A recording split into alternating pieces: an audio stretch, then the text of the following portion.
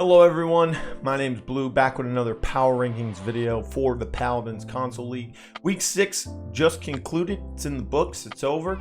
Only about 7 weeks left here in the Phase 2 of the 2019 PCL season. And the playoffs are getting very near. Remember, it is a console versus console once again, so we'll be happy to see those teams going at it once more. But let's dive right into the Power Rankings here for Week 6.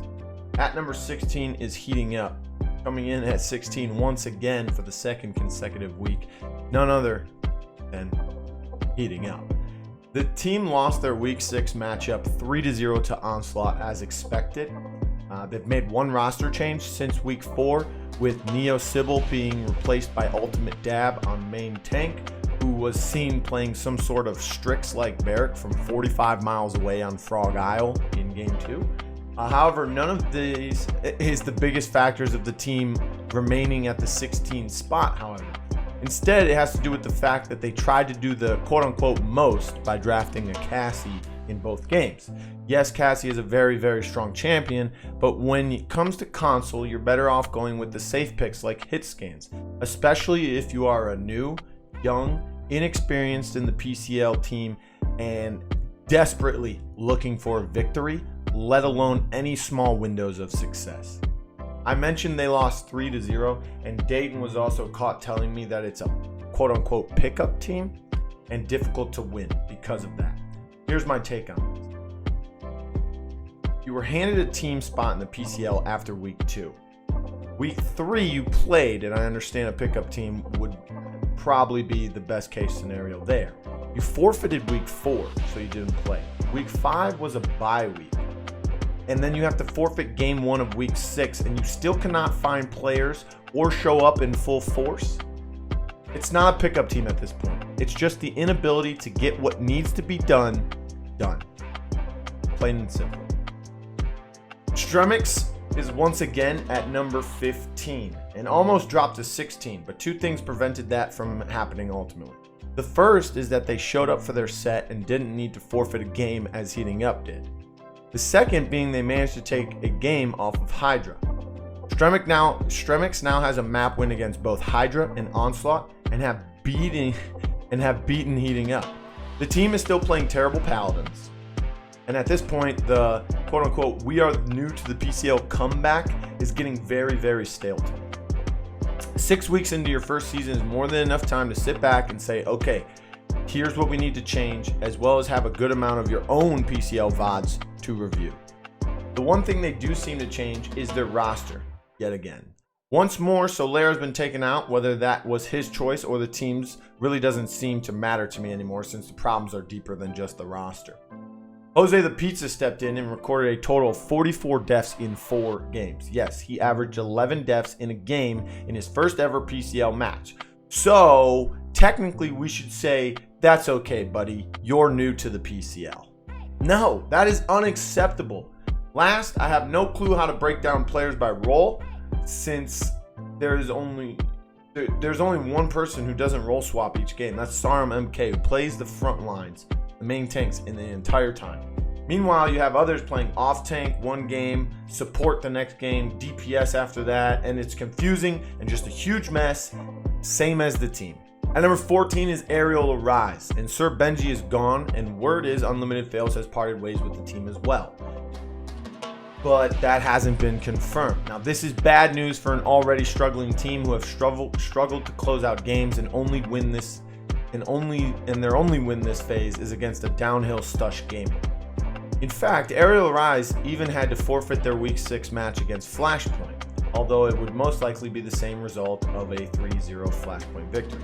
Alex Kidd has been given the captain role now and couldn't find enough players to fill out the roster. This is wild to me, considering they had 2 subs listed for most of the year now. Where is Atomic AMK? What about the almighty Paraslay, who happened to have an okay Phase 1 of his rookie season, but seems more interested in quote-unquote defending his Twitter honor these days instead of improving?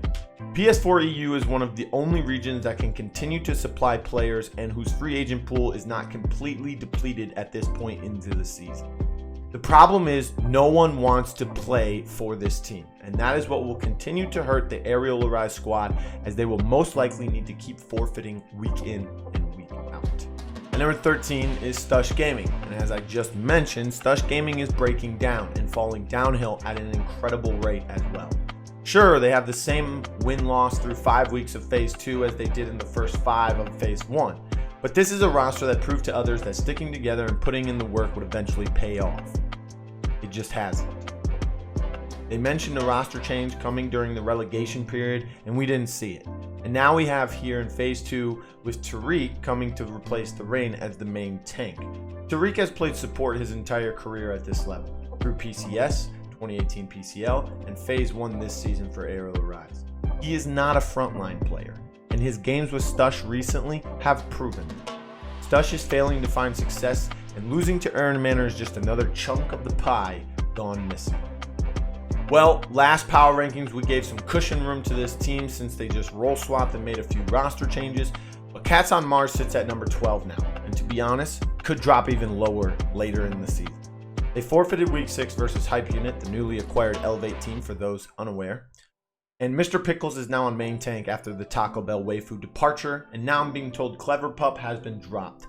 This is insane, and the behavior of a franchise looking to rebuild halfway through a season. You lost Cool Matt, Taco Bell Waifu, G-Pan Velocity, then released the last quote-unquote carry potential you had. Doesn't make sense, and no explanation will at this point. This is a 4th place team in Xbox North America, and nothing can persuade me differently. At number 11 is Absolute Rain. Now this is a brand new roster and org in the PCL who has replaced the Effect roster, who failed to show up for 2 weeks straight, then even with the bye week failed to supply a roster for week 6. Being kicked from the league is rough, but even worse is coming in last minute with little to zero preparation and assuming the previous roster's stats and record. However, the roster of the Wildcard, Fluxy, Whitey, Sorrow, and Tapsy played decently with little practice together. They forced a Game 4 from Vroom Vroom, which is only impressive because of the aforementioned practice time since Vroom Vroom has been struggling as of late. Absolute Rain has an 0-5 record obviously, but could still make a run for 3rd and even 2nd place to finish out the season. Here's hoping they can put up some fights we've been missing with Effect, just hitting snooze most of the times. At number 10, Wasted Potential. Now they signed with a newly formed org this week in Eternity Esports, but have also, and most importantly, gathered their first PCL victory. Juicy is back in the lineup for the 2nd time now and was making space every game and creating nice targets with his McCullough hooks almost every time. Bandmate is slowly pushing his name to the top of lists for support-dominated categories, and furthermore, we were introduced to a new rookie who has a high DPS potential in Mozzie, who replaced Pow. Although Powell was doing fairly good, it seems he is now stuck in the XCL as if he got sent back to the minors. Wasted Potential, or now Eternity Esports, just beat Eaststorm Gaming, who is currently gunning for 2nd in the division, so this could give them the confidence boost they need to make a run for 2nd place themselves, with only Cats on Mars in their way currently. Now, speaking of Eaststorm Gaming, they make their way in at number 9, which is a decline from number 8 in the previous rankings. They did lose this week, yes. They are 1 place higher than the team that beat them, yes, but hear me out on this. This is a good reason for all of this. Eaststorm played with Struck User, who, despite having some skill, might just be the team's kryptonite. They cannot seem to find a win with Struck User in their lineup, ever. It could also be the fact that Counter had to play damage again, something he struggled on until his move to main tank this phase. Add in the could be an off week or Wasted Potential had that roster change honeymoon thing we talked to them in previous videos. Any one of these, or even multiple of the factors, could have played a big part. Only time will tell, but for now, Eaststorm is still the number 2 Xbox NA team. Number 8 is Hydra Gaming, which is another team on the decline. The once first place PS4 NA Hydra Gaming. You get absolutely creamed by Onslaught. Get an off week due to a forfeit, and then a bye week where you come into week 6 losing game 1 to Stremix. No one should be losing to Stremix at, especially with someone dropping almost 50 deaths a match. The fact that you were leading 3-1 in that same game even disgusts me even further. Hydra isn't a super good team, but they aren't bad either. What they need to do is tighten up and start closing games out against Heating Up and Stremix in 3 at a faster pace. Once that happens, then maybe, and only maybe, will they score a payload on Onslaught this. Back up to the top 8 after sitting at number 9 last video is the French Xbox squad from They are at number 7. They've played a ton of games already and have had some tight games, and once again were pushed to 4 from a newly formed roster. After losing game 1, they tightened up their grip, closed the set out in the next 3 games from there.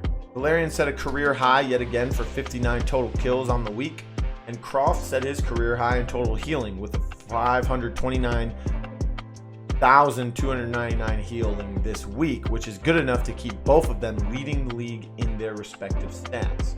The tank duo of Ninja and Naiju seemed to iron out some wrinkles they had with objective transitions that Bustdown was able to exploit for the 3-1 comeback 3 straight times. Vroom still has a ways to go to get back into first place, but it's doable, especially if they're able to defeat Cyclone in their 3rd matchup. And number 6 is Bustdown. Now, Bustdown is still high on the list since they were able to defeat Vroom and yet again take 1 game from Cyclone. However, they are on the downhill tread. Since the Vroom comeback match was 3 weeks ago, and they can't seem to push Cyclone to a 5th game, let alone beat them, Bustdown has changed their roster around to try and match Cyclone many times this season, and always end up losing 3-1. Now with the consistent roster, week in and out for Phase 2, they still struggle against Cyclone, and once again are sitting in 2nd. Not only that, but you have Vroom and now the hungry Absolute Rain, both hunting for the 2nd place spot, and both teams have chances to siege it. Bustdown needs to figure out the problem against their rivals very, very soon, or falling in the power rankings won't be the only thing they are dropping in.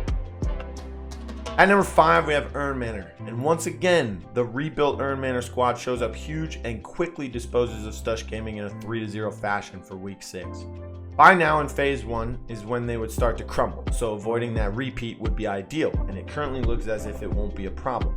The team is firing on all cylinders, with Ernest leading the charge. With 190 kills this season and not going deep into matches as often as Vroom, he has a higher ceiling for gathering most kills this season over Valerian.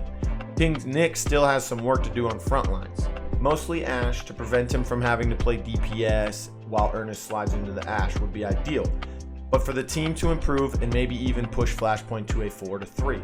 Beating Flashpoint is not possible just yet in my opinion, but in a few weeks with continuing this current path, that might be an event we all witness. At number 4, it's Cyclone. And Cyclone finally cracks the top 4 on the list in Phase 2 as they haven't had the best start this time around. Beating Vroom in their 2nd meeting and taking care of Bustdown yet again certainly boosted them back into the limelight. But the biggest kicker was the sub who played for them week 6. Harvey came back to step in for both Lucas Too Good and Scarcity, who were both unavailable due to unknown reasons. Harvey is just the glue to this team, and there isn't much argument to this. King's back on DPS flex, and with such a veteran player in Harvey on support who was seen playing off tank in 2018, allows for Fanatics to literally walk all over the map as Atlas, doing anything he wants in the offlane.